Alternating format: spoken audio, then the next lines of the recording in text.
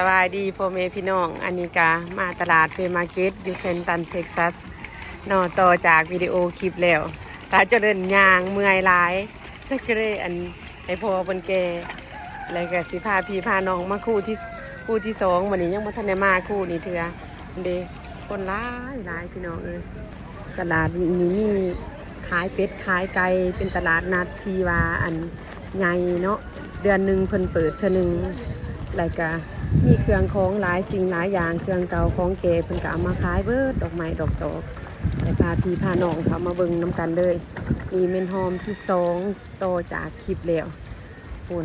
พ่อกับลูกแก่กันยังไงเลย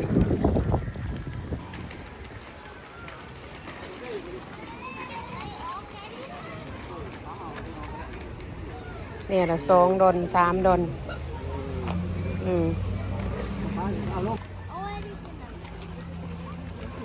ไงขี่แล้วก็สียางบัดนี้พัดว่าลูกสายกระดานเอาไว้แกเครื่องแกของมื้อนี้อากาศดีผู้คนเพิ่นมายางหลายมาซื้อเป็ดซื้อไก่ซื้อเครื่องใส่ของซอยเพราะว่าเป็นตลาดเฟมาร์เก็ตที่ใหญ่เนาะมีหลายอย่างเพิ่นก็เลยว่าพากันมา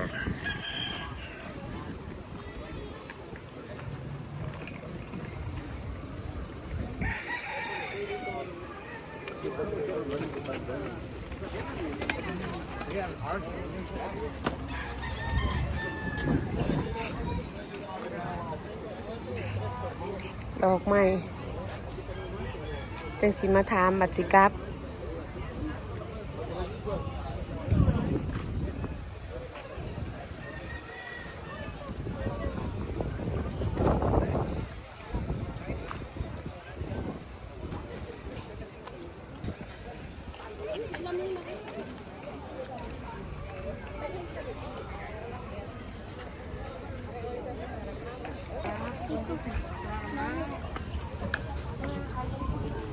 โอ้ดอกไม้งามนี่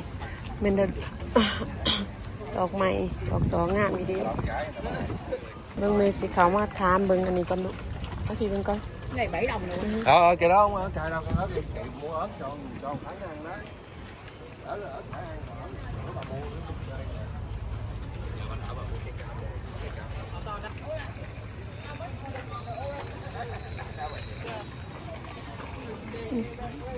เบื้องนี้ก็มีเครื่องปั่นดินเผาคือกันงามโอ้30 ดอน30 ดอลลาร์ตัวนี้โคกอันนี้โคกเห็นเอาบ่ไปดูปะยางเดาะต่อพาพี่พาน้องเดาะต่ออีกฝากเบื้องนี้บ่มีเป็ดมีไก่ร้ายฝากเบื้องนี้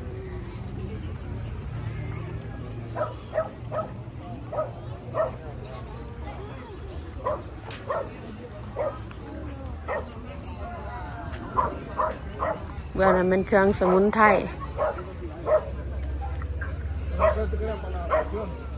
เป็นยาเป็นยัง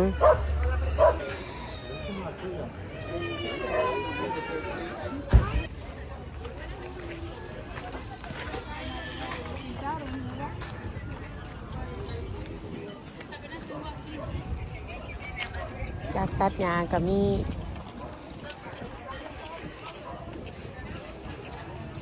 มาเบื้องนี้เดือยก็มีพามีขีดควน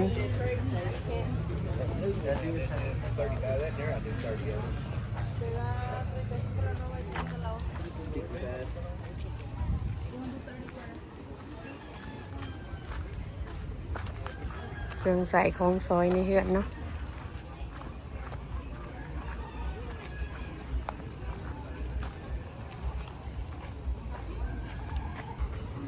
แล้วก็มาเบื้องนี้พระพรหมแพร่โป๊กก็มีมาฮอดบอลนี้บอลซื้ออันนั้นไหนเจ้าเดินกินซื้อคอนหลอกโอ้งามเนาะอันนี้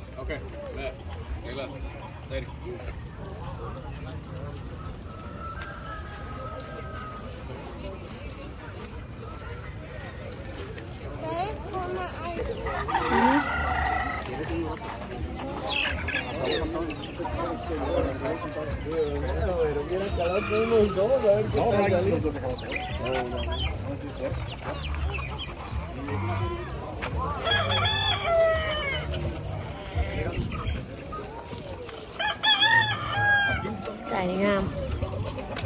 อือหือ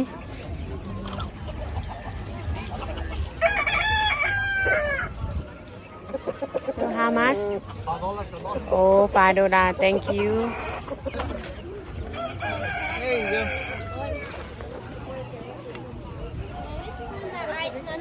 Phun อยู่ไกลๆพุ่นมึงมาเบิ่งเขาอัน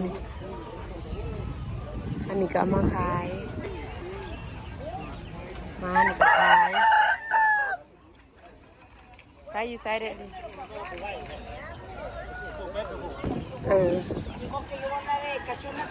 สิไปเบืองนั่นอีกบัดนี้มี2 ฝากเบือง3 ฝากเด้อเว้ยเบืองนั้นมีเป็ดว่าซั่น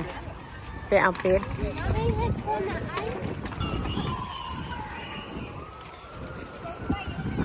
หาดอนพาคิงมาเบืองนี้บัดนี้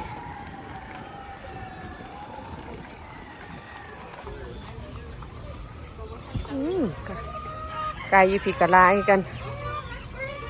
มีไข่น้ำ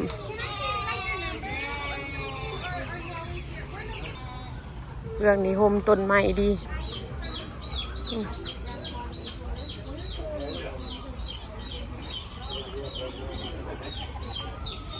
ตัวยังนี่ดุฮะมันดองกีบ่อือหือแม่นบ่3 ปีมีเจนนี่อันนี้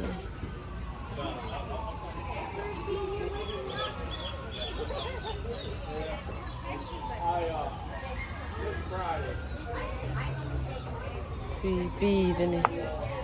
900อ้าวสิไปเอาหนามมันกินพะล่ะ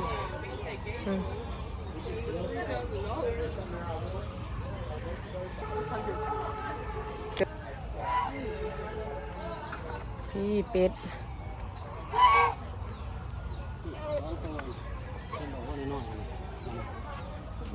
กับ2 ตัวเนาะเป็ดอันนี้ขาย จะได้แล้วมีติดตามถามเขาเบิ่งว่าตัวเท่าไรสิถามราคาเป็ดเขาว่าตัวละเท่าไร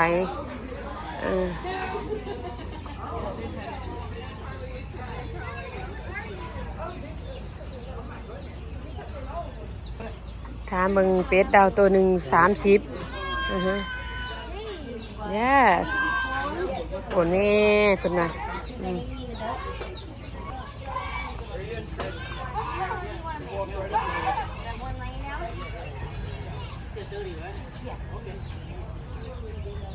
ไป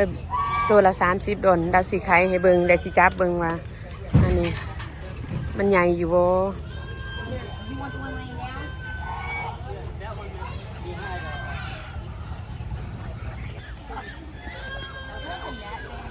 เบิ่งเขากำลังจับอยู่กำลังจับให้เบิ่ง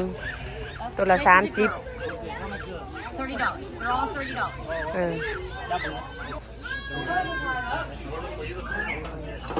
หมูน้อยตัวอีด้วยเป็นตะแพงตัวหนึ่งเท่าไรนี่125 I'll tell you what they sell for in Pennsylvania, $1,500 for 1 year old. ตัวนี้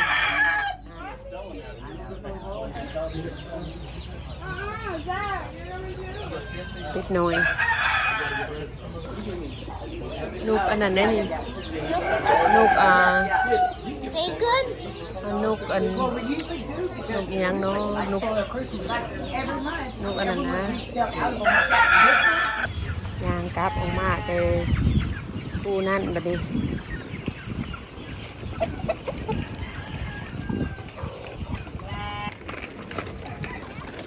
ดับออกมาขึ้นมันนี่พี่น้องก็สิเอาเป็ดยังไม่ทันได้เอาเถื่อ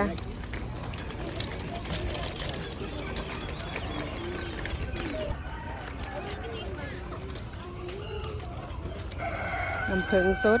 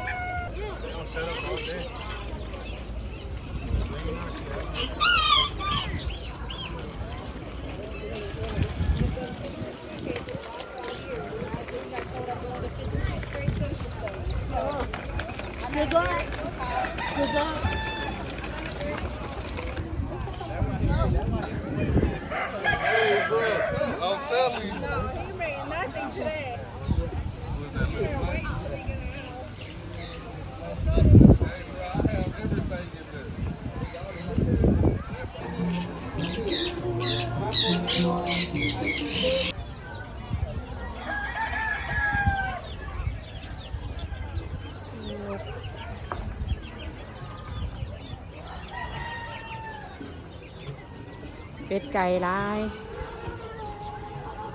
ตัวละ20 30